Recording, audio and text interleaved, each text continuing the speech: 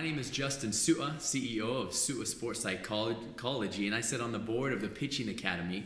And this is a wonderful opportunity I have to speak to you, the player, the parent, or the coach who bought this DVD, to talk a little bit about the mental side of baseball. Now, it was Yogi Berra who said that the mental game is 95% of baseball.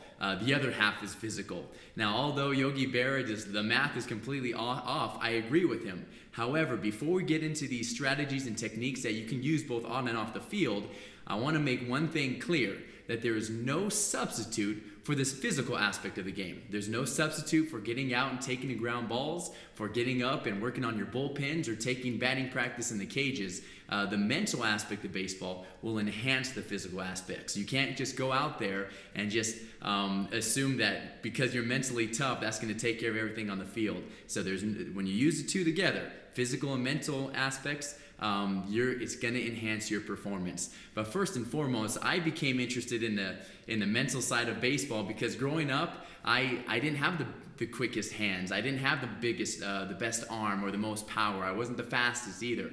And so I had to rely on the mental game. One thing I noticed, even though I wasn't the best physically, I ended up finding myself in the upper echelon of players, having the opportunity to go in and play at a D1 university, becoming an All-American, having an opportunity to play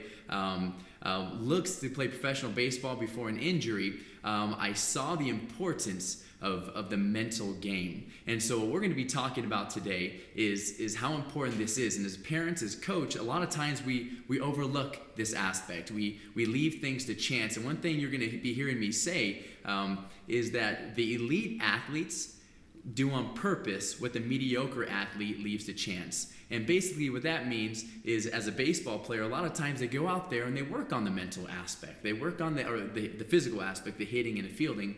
But what we neglect sometimes is, what do you do when you're in a slump? What do you do to overcome fear?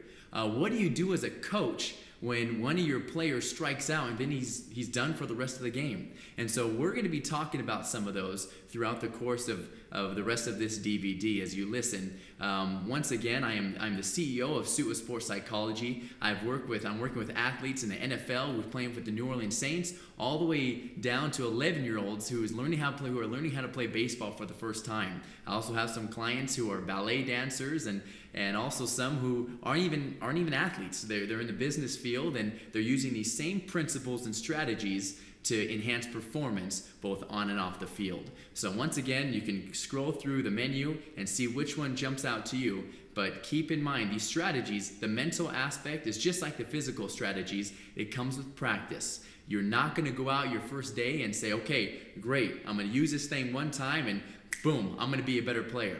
It takes practice. It takes practice on and off the field. And the great thing about these mental game strategies is that you can work on them in your home, you can work on them in school, and not only on the field, but these strategies are principles that you can use that transcend just every aspect of your athlete's life or your own life if you're the player who's watching this. So pay close attention and realize that it comes with time. Be patient, and as you strengthen your mental game, you're going to see it's going to have a great performance, a great effect on your performance both on and off the field.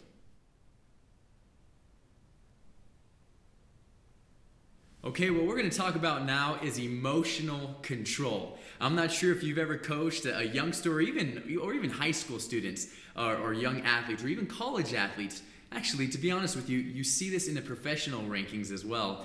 People who just lose control of their emotions, and then all of a sudden they lose control of their performance. One principle to remember, and I want you, if you have a pen and a paper, to write this down and make sure this is ingrained in your child or in your team's minds. I love this. This is from a mentor of mine and now a colleague, Ken Ravizza. He wrote Heads Up Baseball with Tom Hansen, and he says, you cannot be in control of your performance unless you're in control of yourself.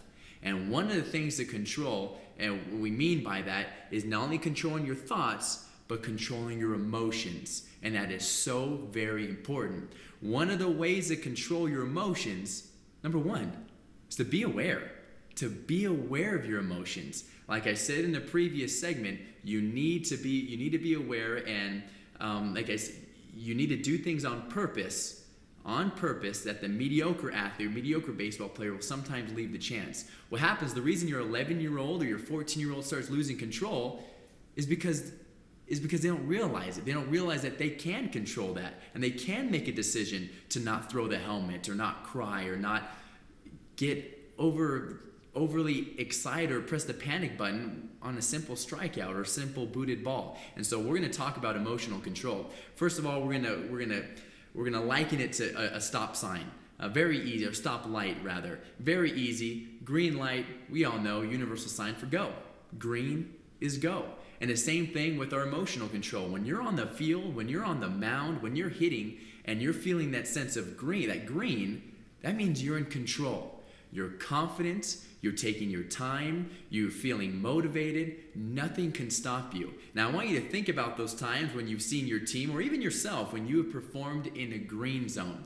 Those are zones where it's effortless. So those are some of your best performances. You're not thinking about striking out. You're not thinking about walking a batter. You're not thinking, oh, don't hit the ball to me. You actually, when you're in the green, you want the ball hit to you.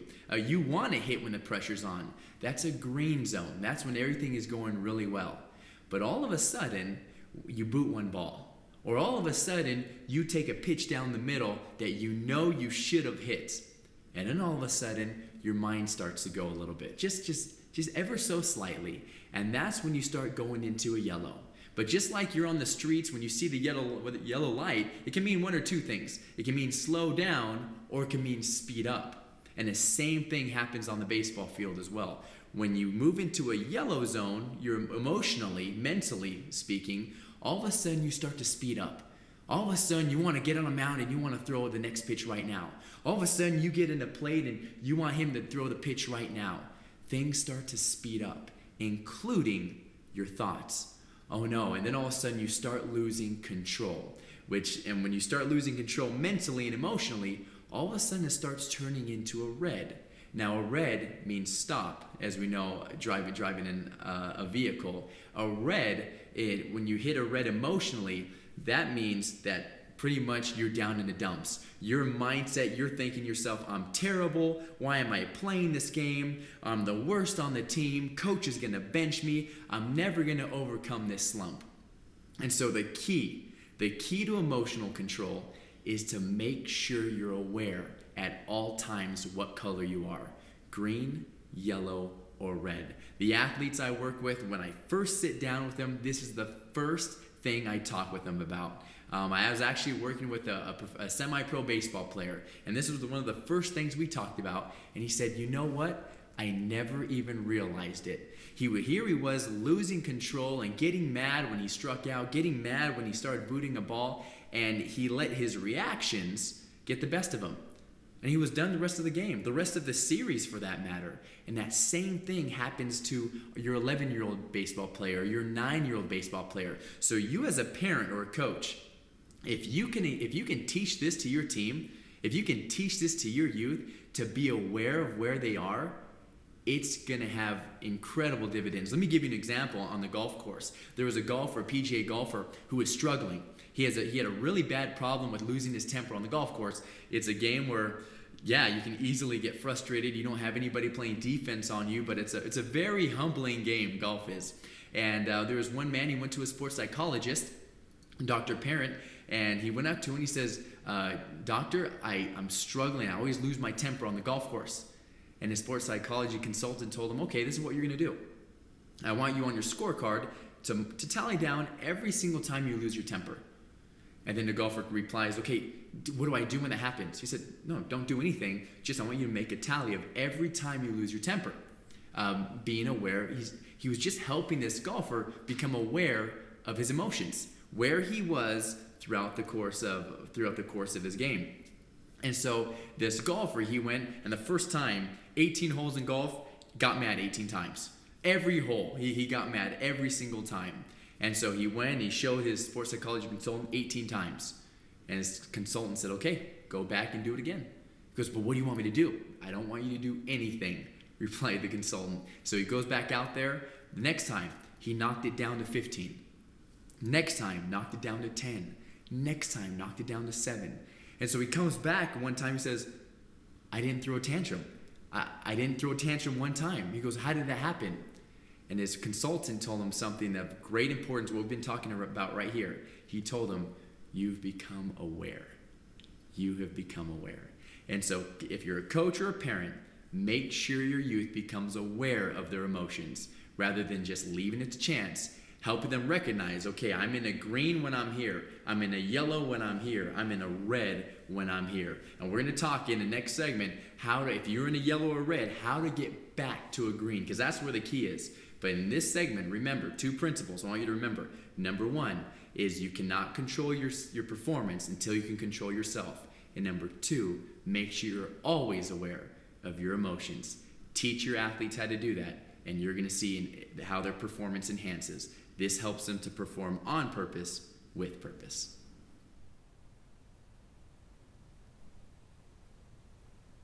Okay, what we're going to talk about in this segment is overcoming slumps or getting when you're in a yellow, as we talked about in the last segment, getting back to a green or going from a red back to a green. Now, the best athletes, the LeBron James, the Kobe Bryants, the Albert Pujolses, those who are head and shoulders above the rest, have this great ability to take a mistake or take a slump and get out of it quickly, or to not let their slump affect their thoughts or affect their emotions. And so that's where we want to get your team, that's where we want to get your child to perform, is to overcome the slumps or overcome the errors and get over it quickly. And so that's what we're going to talk about in this segment. Now, first and foremost, slumps, it's baseball. It's part of the game. The sooner that you help your athletes understand that, what they think is they think sometimes that they have to get a hit every single time. What happens a lot of time with youngsters who I've worked with, they think that if they mess up or if they strike out, that it affects their self-worth, that they're less of a child or their parents are going to love them less. You'd be surprised. You'd think, no, not my child. But you'd be surprised. So unless you actually tell them, hey, son, if you strike out, I still love you. That's okay. That will really help them, especially if you have younger children. Case in point, I was working with a 13-year-old, and I had him and I had his parents there as well. And so I looked at the dad. It was the dad who was interested in having his son come in for mental skills training. So I looked at the dad and I said, can you tell me why you're here? And why did you bring your son in? And he looked at me and he said, well, I want to help my son perform the best he can. And I asked the dad, well, is there anything you want to tell your son? Before we get things started, before we start things off, can you just right here in front of me, and in front of your wife, and in front of your son, is there anything you want to share with him? And it was really neat to see him look at his son, and he ended up telling him, son, I wanted to bring you here because I love you. He said those words just straight out. And he ended up saying, when you strike out, it's okay. When you get in a slump, it's okay. You're still my son, and I still believe in you. And whether you're a great baseball player, if you make the high school team or not, that's okay with me. Now, it was really interesting to see how he got pretty emotional. And the mom got emotional. And the son got emotional. I looked at the son and I said, what are your thoughts? What are you thinking about that? Keep in mind, this is the first 5 minutes in our consultation. And the son looks at his dad. He says, Dad, I've never heard you say that to me before. I did not know that. And he said, what a relief. And I go back to him, I said, wait, why do you say what a relief? He says, because I was playing for my dad. I had so much pressure on me because I thought I had to do good because my dad was depending on me and I wanted to make him proud. And he ended up going on to say that now he has a lot less pressure. And so that's just kind of a little side note. Right off the bat, you can tell your players, if you're a coach or if you're a parent, tell your child that whether they win or lose, whether they hit a home run or strike out, it will not affect the way that you treat them or the way that you look at them. So that's huge. That is really important.